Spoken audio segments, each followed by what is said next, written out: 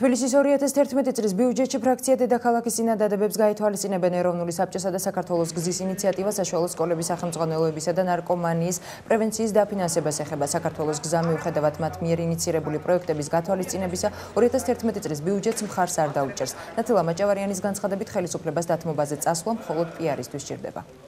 საქართველოს გზა 2011 წლის ბიუჯეტს მხარს არ დაუჭერს. განხილვის შედეგად მიღწეულ იქნა შეთანხმება 2011 წლის ბიუჯეტში ასახული იქნება ეროვნული საბჭოს და საქართველოს გზის წინადადებები, რაც ითვალისწინებს საშუალო სკოლების სახელმძღვანელოების დაფინანსებას და ნარკომანიის პრევენციას. მიუხედავად წინამდებარე ინიციატივების გათვალისწინებას, ჩვენი კრიტიკული დამოკიდებულება ხელისუფლების მიმართ არ შეცვლილა.